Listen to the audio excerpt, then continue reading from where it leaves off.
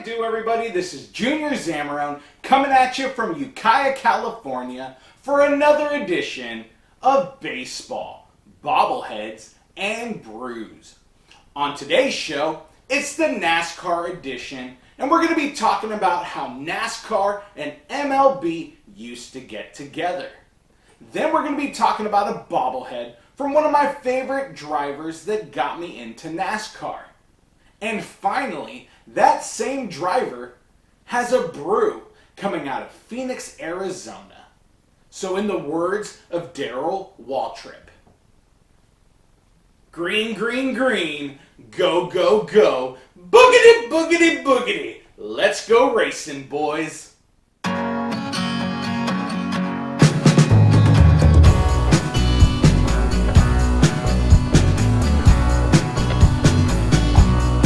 Before we get the show started, I want to thank everybody for helping us get to 100 subscribers on YouTube. So stay tuned to the end of the episode. That way you can find out how you can win a Triple B swag bag featuring a $50 Visa gift card and other fun goodies.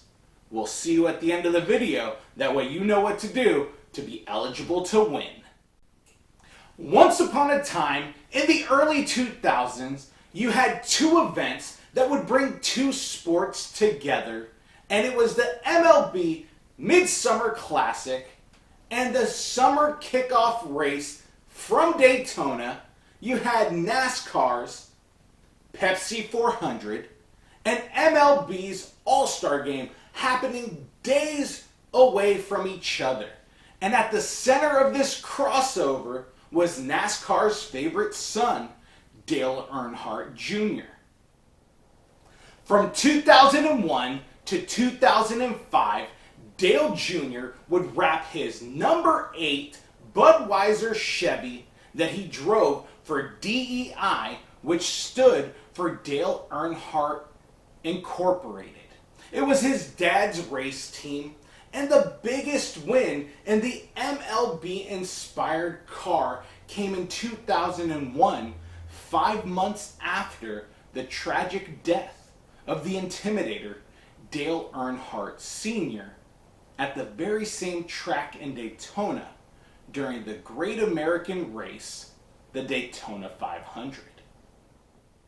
Dale Jr.'s paint scheme that year paid tribute to the MLB All-Star Game that was being hosted in Seattle, Washington at Safeco Field, the home of the Seattle Mariners. Now in the race, Dale Jr. led 116 laps but lost the lead late. Thanks to the help from his DEI teammate in the number 15 Napa Auto Parts car driven by Michael Waltrip, were able to come back and get the lead for Dale Jr. with just 5 laps left in the race. The 8 and the 15 would ride off together and finish the race in first and second place. Now, they were able to finally celebrate in the infield grass together, seeing that Michael Waltrip wasn't really able to celebrate his Daytona 500 victory from 5 months earlier due to the passing of Dale Sr. It was a beautiful moment that has forever lingered in my mind and crossed my love of baseball for my newfound fondness of NASCAR. For me, it was one of the most emotional NASCAR wins in history. And I feel that it's one of those moments that holds dear to true NASCAR fans.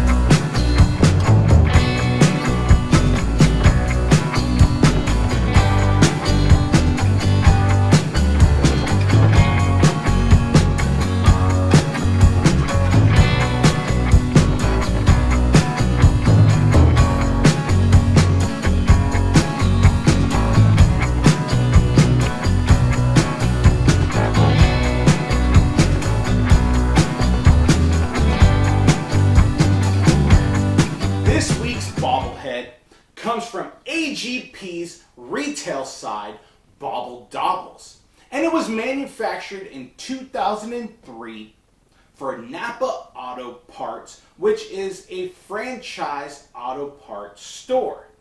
If I'd have to guess, there's anywhere from 7,500 to 10,000 of these bobbleheads in existence. The one that we're featuring today is the number 15 Napa Auto Parts Racing Michael Waltrip bobblehead. Now, it's a part of a 3-piece set that also includes Dale Earnhardt Jr. and then the number 1 Pennzoil Chevy of Steve Park. Now, the cool thing about this bobblehead is that the base is actually the same as the Napa Auto Parts logo. It sits in at 3.5 inches wide and 2.5 inches long. It sits in at 7 inches tall, and I believe that it's made of resin because it's super heavy and very sturdy, and it sort of gives off that fat boy vibe. Now, the bobblehead shows Mikey holding onto his race helmet. The lettering on the base is raised like AGP loves to do. However, all the rest of the decals are water transfer marks. There is texture in the hair which adds to the detail. The paint itself is super glossy but really well executed. None of the paint bleeds into any other part of the bobblehead, and I give it a big time A+ for that.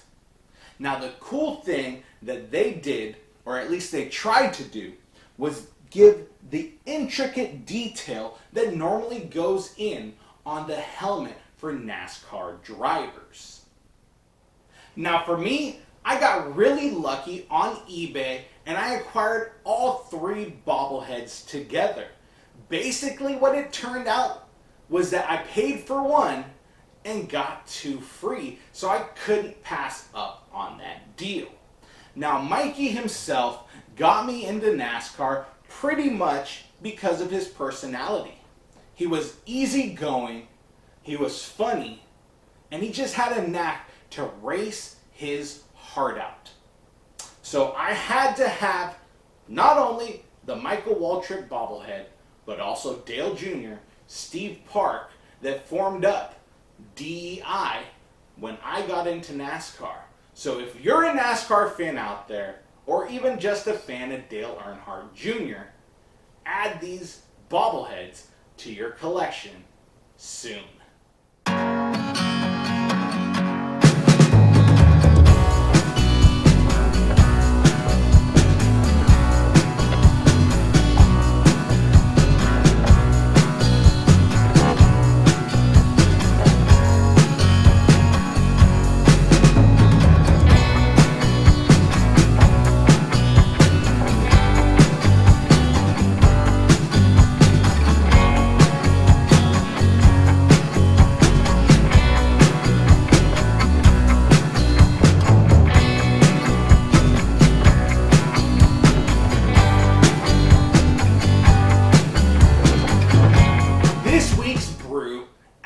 Lines up with the bobblehead that we featured, and it comes from Phoenix, Arizona, from Michael Waltrip Brewing Co.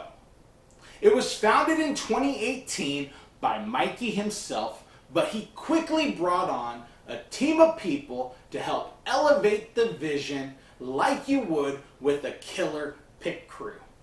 Their goal is to make wonderful, flavorful beers using quality ingredients. You don't have to have a high beer IQ to enjoy these everyday brews. Now, I selected their 2-time blonde, and you get the name 2-time from Mikey being a 2-time Daytona 500 champion. He did it first in 2001 and then again in 2003. Now, I asked around about the recipe, and it's pretty hush-hush.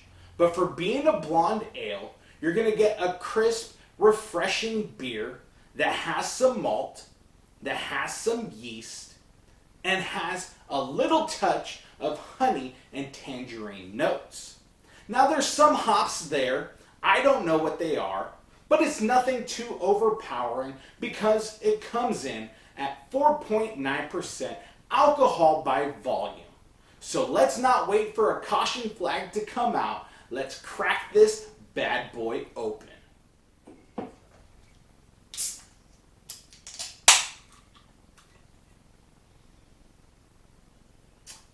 I'm getting a sweet aroma right off the bat, but it's not really honey, because, honey does have an aroma, but for me, it sort of reminds me of sugar cane, especially like in the Cuban department when they smash it and you get all that liquid out. Now it seems like the pour is very carbonated, which is not bad, and the head slightly lingers, but it's really like bubbly, frothy. It doesn't really cling to the glass, but the color itself, goldenish, it reminds me of a lager. Blonde ales for me have a little tiny bit of more opaque color to it, so it's a little cloudier. I guess one would say sort of like a hazy, but not really.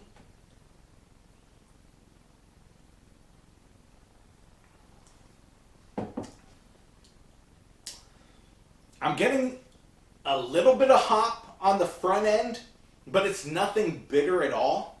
And it's a very dry finish on the back. It's a definite wheelhouse beer for me. I love blonde ales, I love pilsners, and this is actually checking off all the boxes. You see the carbonation release, and I actually rather enjoy it. Now, doing research on this beer, there were some people out there that said it had a tin-like finish, like metallic, but I'm not picking up on any of that. After this last sip, you do get a little bit more of the hop, and it's blooming more in the mouth. I want to say that it holds a candle to our favorite blonde ale here, Pyramid Brewery's Curveball. It's in the ballpark, and I actually think that it's one of the better blonde ales that we've had in recent memory. The last one that was really good came from Texas. I believe it was Trinity Forest. They had a good blonde. And also Almanac Brewing Company. They had a Kolsch, which is technically a blonde ale too. And all three of those beers are definitely worth looking and finding and searching out.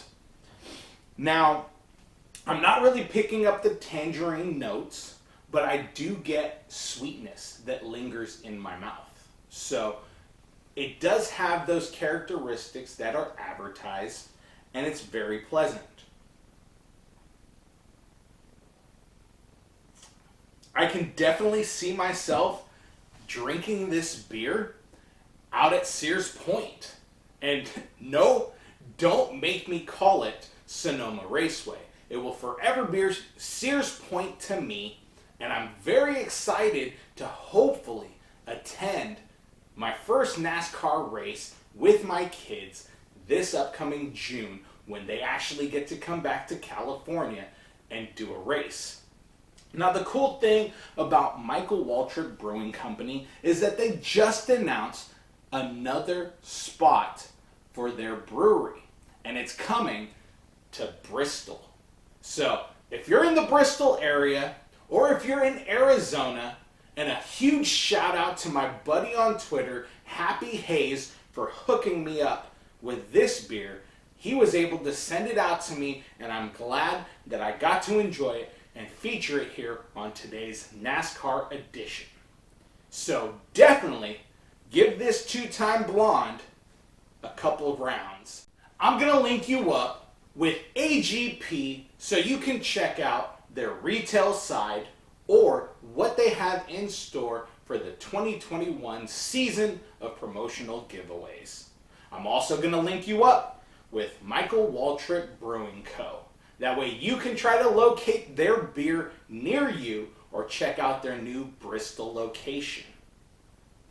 Thank you for joining us on today's episode, and if you watched in the beginning, here it is, the Triple B swag bag giveaway featuring the $50 Visa gift card. In the comments below, comment hashtag swag bag grab. That'll make you eligible for the drawing, and we will draw Friday of next week. So don't forget to hit the like button, subscribe, and we'll see you next time on Baseball, Bobbleheads, and Brews.